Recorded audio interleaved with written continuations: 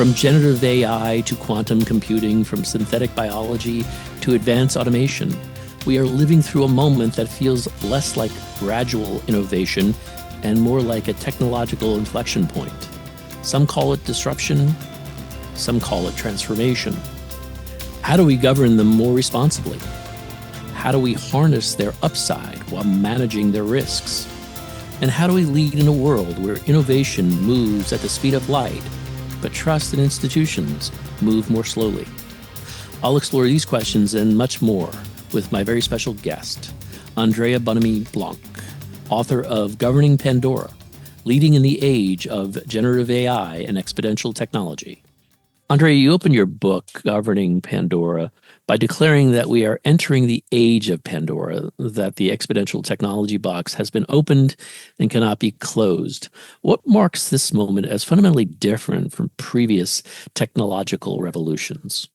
Yeah, so thanks for the question, Michael.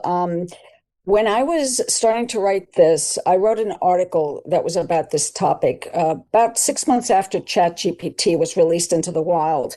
So this was middle of 2023. I wrote a piece for the NACD, the National Association of Corporate Directors, their directorship magazine, and it was called Governing Exponential Technologies, the Role of the Board in Overseeing Generative AI. But the more I dug into this, so the article came out, but the more I looked at it, the more I realized Gen AI is absolutely a fundamental and a foundational kind of new tech that we have. But there are many other buckets of exponential technology that are happening at the same time, and in fact are being turbocharged by Gen AI. So there's this kind of conglomeration and convergence of various different fast-moving technologies that are moving even faster because of Gen AI. And so to me, when I started looking at this phenomenon, and I got interest from Georgetown University Press to write a book, I started looking at what are the buckets of exponential technology that are happening that are really moving fast. And so I realized there's a lot of stuff going on. Gen AI is really turbocharging it. And they're converging and interconnecting and affecting each other. And this basic conglomeration is something very dramatic, very revolutionary. And I dare to say in my book, maybe we're at the threshold of the fifth industrial or post-industrial revolution. And to me, it's an age of Pandora because these technologies are so new, so powerful, so uncertain and volatile. We don't know really what they're going to do. And so the good, the bad, and the ugly has been released at this point. Yeah, it's almost like they truly are, in some respects, a singularity that we haven't seen before. So, you coin a term, and I like it. It's exponential governance mindset. I was hoping you could define it for us, what it means, and explain, Andrea, why traditional governance approaches are kind of insufficient for managing today's, rapidly evolving technologies. Sure thing. The exponential governance mindset thought came to me as I was, diving into all of this technology, which is in the second part of the book. I figure, I have to talk about some of these technologies in a very basic way, which is the best and the only way I can do it because I'm not a technologist. So I felt if I can do it, others can do it, right? So I basically delved into these 5 buckets of exponential technologies and realized that in order for the typical board member, CEO, president, head of an agency, governmental officer of any kind, for those people who are decision makers and policymakers to really be able to move into this new world, they have to kick their governance mindset up as much as these technologies are kicking us up, right? So we have to get much more proactive, much more focused on the future, much more willing to know that we don't know, right? Know that we have to learn, that we have to be curious in order to survive and even thrive in this new world. And so this exponential governance mindset is a 5-part framework, if you want to call it that I explore in the third part of the book, 5 parts, 5 chapters. And I use very intuitive and well-known concepts like leadership and ethos and impact and resilience and foresight, but I try to dress them up with this urgency that I think we all have to adopt to be able to deal with the coming tsunami of change. And so for me, it means that the traditional governance approaches are really not good enough. They're actually really not good at all. And we need to really sort of flick a switch in our brains, I guess. Think future, think proactive, also think situational awareness, which is really, really important. We need to know, everything that's going on around us. And a lot of people, I work mostly in the corporate sector. I also have some government clients, but in the corporate sector, boards have been very complacent, I would say, that they don't have to really have this situational awareness unless something actually happens, or be constant learners because they're already at the top of their career or their positions in the world, and that's just not good enough anymore. We need to have a curious, a humble, a constant learning kind of mentality, and a real investment in situational awareness. I want to expand the aperture, if you will. You examine, Andrea, geopolitical tectonics. I think is the phrase you use, and at three levels: global, national, organizational. What are the most critical geopolitical considerations that, say, government CIOs or technology leaders in general need to understand right now? Yeah, so we're, I think, in a very unique period, certainly in my lifetime, where geopolitical change is very dramatic. Political change in some of our countries is quite dramatic as well. I think technology has a big role to play in that. And I just mentioned disinformation, misinformation, social media. That is sort of increasing the level of turmoil and disruption that exists within our own societies, within our own national, footprint, as well as in international relations. So what I like to, and this goes back to this situational awareness thing that we talked about earlier. I like to remind folks, decision makers, policymakers, heads of departments and agencies, that we live in a bigger world, and you need to be aware of the fact that there is international, global geopolitics taking place. There is the national piece, of course, that we all have in each of our countries, and then our own organization, whether it's a business or a department, an agency.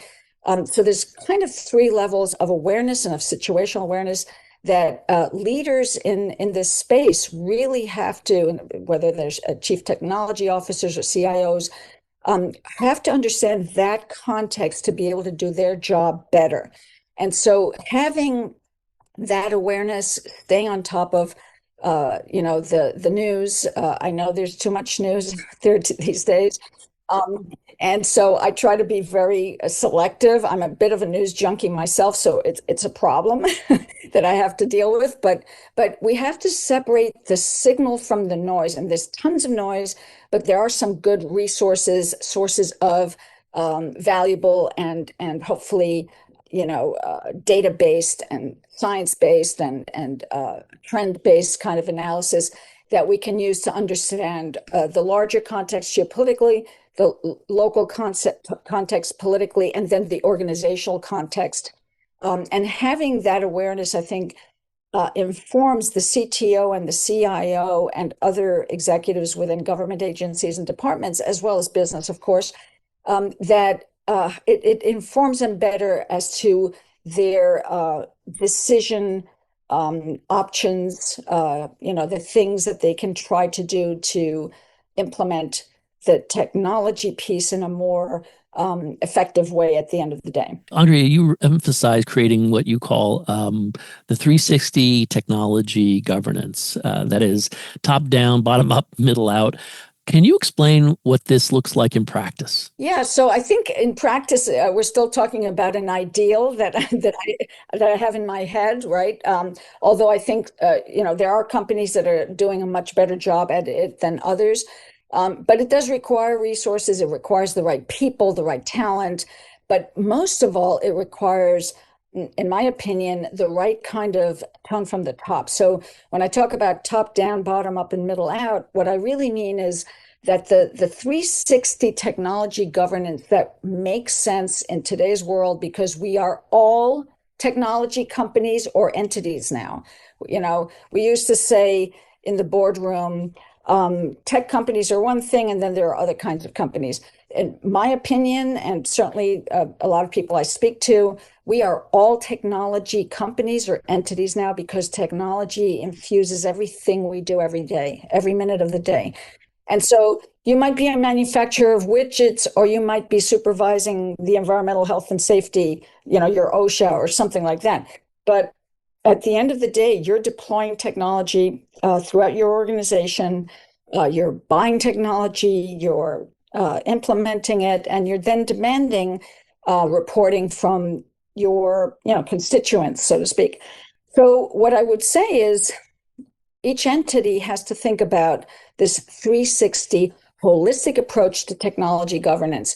What comes in the door? How is it used? How is it implemented? And what goes out the door? And the tone has to be really set from the top by the executive team of the agency or the department. If there's an oversight board of some kind, that board has a very important role to require sort of the tech governance approach for the organization. Then you want to enable and empower the middle management with the tools, with the resources, with the education needed to be able to implement this vision. And then you want everyone who is frontline worker, the tech experts, the worker bees, entry-level people, the bottom-up piece of it, to be singing from the same hymnal, right? You want them to be not working in silos and against each other's departments or interests. It has to be a cohesive, seamless approach. And so it's an ideal, but I think it's something that we all have to aspire to implement. That's a great point. The fourth element, Andrea, you mentioned is resilience, and the producer of the show, the IBM Center for the Business of Government, has done a whole thing around future shocks, and resilience. Resilient leadership is really a critical part of that. But you specifically call out polyrisks and polycrisis preparedness. This feels particularly relevant to government as a responder. Can you explain what you mean by these terms, and maybe can you give some advice on how we can prepare for them? Yeah, well, so when I got to that chapter, I spent a lot of my executive career overseeing risk, crisis management, business continuity, those kinds of things. And so the word preparedness and resilience those two words are very important to me.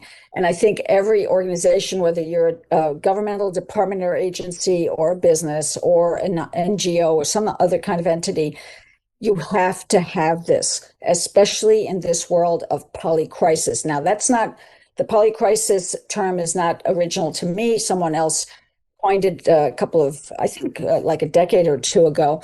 And then the World Economic Forum picked it up in their global risks report that they issue every year, a couple of years ago. And I really like that term because we have entered a polycrisis world. And the pandemic kind of put the biggest emphasis on the fact that we do have polycrisis. So there's a number of things happening at any given time. So an organization, department, agency has to be prepared, has to have the internal infrastructure, people, resources to be prepared for that and to deal with it when it happens, even if there's like multiple polycrises taking place at the same time. So that's one piece. And then polyrisk is something I came up with as I was writing the book to really signify the fact that our risks are also quite complex and multifaceted.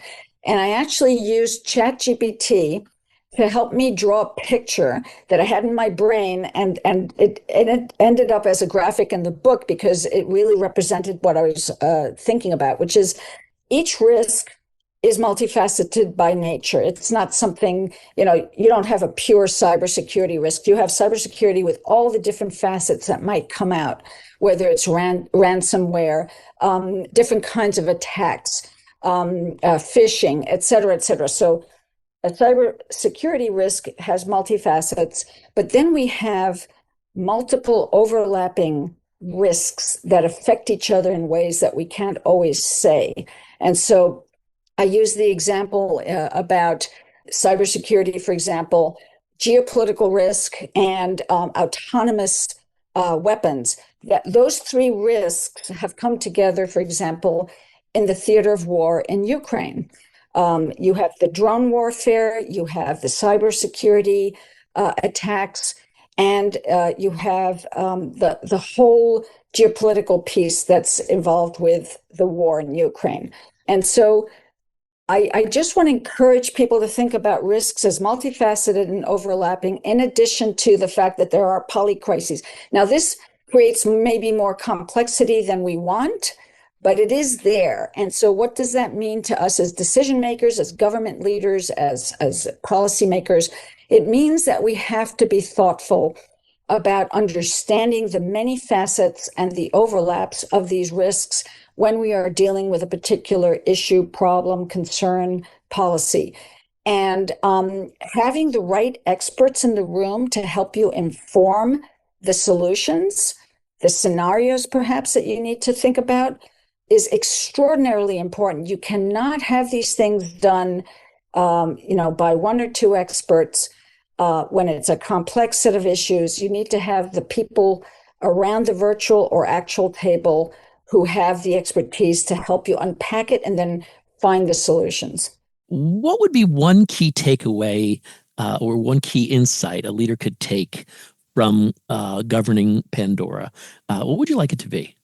It would really be curious and be open and kick your attention up a few notches to what's going on. Don't be complacent, don't be distracted, don't be complacent. But really put on sort of your learning cap and let your curiosity run wild, because we're changing dramatically. Everything is changing dramatically, whether it's going to be in the next year, 5 years, 10 years. We're not going to recognize the world that we're in today. And, if we look back, for those of us who've been around for a while, if we look back at the creation of the internet and social media, those were huge markers in our development. And they've had major impacts on our behaviors and our societies and even on our politics. And so I think now we're at the threshold of even more change. And so it doesn't pay to be complacent anymore. We really have to wake up and deal with what's going on.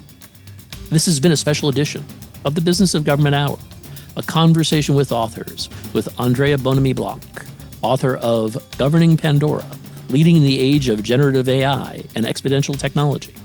Be sure to join us next time for another informative, insightful, and in-depth conversation on improving government leadership and its effectiveness. Until then, subscribe, download, and listen to the entire interview at Apple Podcasts, Spotify, Audible, or on your favorite podcast app, and as always at businessofgovernment.org.